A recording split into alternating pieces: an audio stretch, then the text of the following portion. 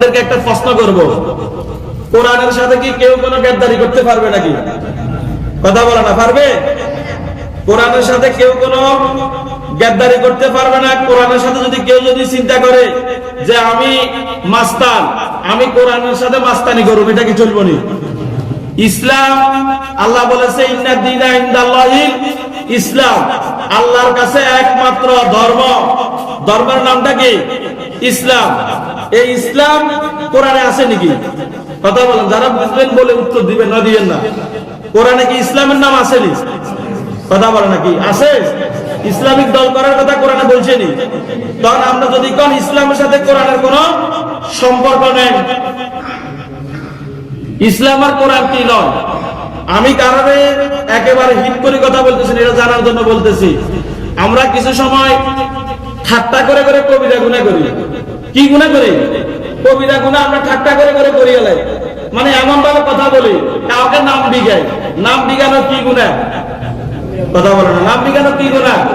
মিথ্যা কথা বলা কি গুনাহ? সবলখড়ি করা কি গুনাহ? বুঝেন ভাই?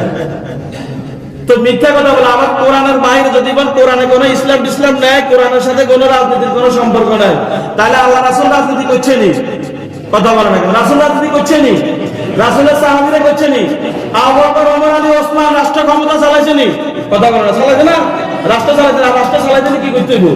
রাজনীতি করতে হবে। রাজনীতির নাম হচ্ছে ইন্না দীনা ইনদাল্লাহিল ইসলাম। আল্লাহ আবার বলে দিচ্ছে আল ইয়াউমা আকমালতু লাকুম দীনাকুম ওয়া আতমামতু আলাইকুম নি'মাতি ওয়া রাদিতু লাকুমুল ইসলাম দীনা। আমি যে ইসলাম তোমাদেরকে দিয়েছি, যে ইসলামের মধ্যে তোমরা 1 ইঞ্চি পরিমাণ ঢুকাইতে পারবে না, এই ইসলাম থেকে তোমরা কেটে কিছু বাহির করতেও পারবে না।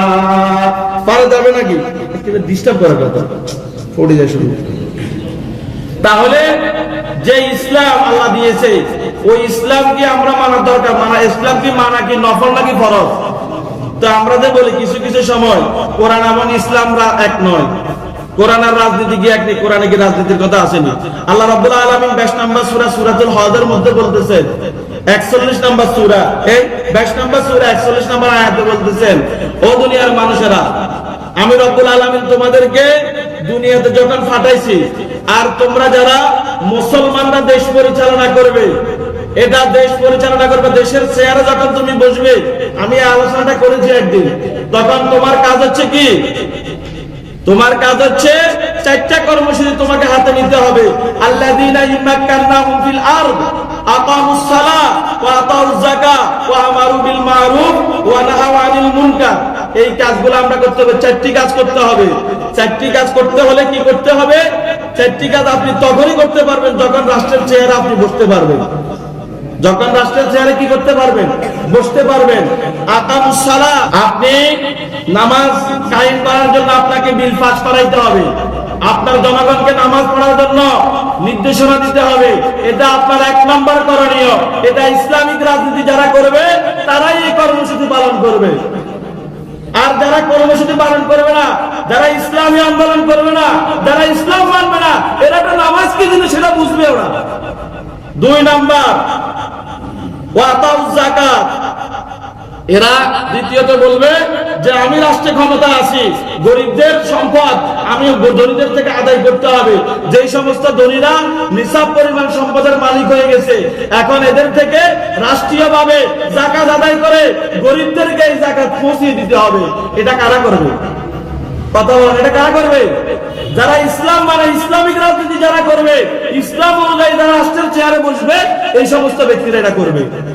2 নাম্বার হচ্ছে ওয়া নাহাউ ওয়া আমারু বিল মারুফ, সৎ কাজের আদেশ দিতে হবে।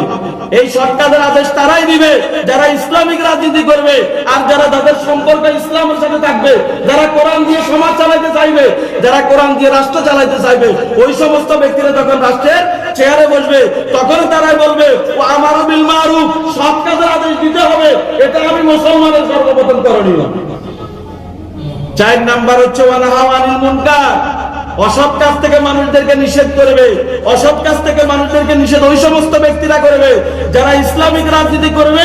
ইসলামিক রাজনীতি করার পরে দেশের সর্বোচ্চ চেয়ারে যে সমস্ত ব্যক্তিরা বসবে, তারাই মানুষদেরকে অসৎ কাজ থেকে নিষেধ করবে।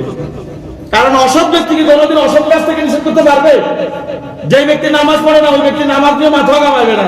যে ব্যক্তি মানুষের সম্পদ আত্মসাৎ করে ওই ব্যক্তি কখনো কি মানুষের সম্পদ ফিরিয়ে দিতে চাইবে? এই সমস্ত কথা হাসি হাসি বলে আমরা কবিরা গুনাহ করব না, শিরক করব না। কবিরা গুনাহ শিরক করে যদি আমি মৃত্যুবরণ করি, হুজুর দিয়ে হাজারবার দোয়া করলেও আপনার কোনো লাভ হবে না। আপনার রাষ্ট্রের প্রধানমন্ত্রী হইলে কোনো লাভ হতো না।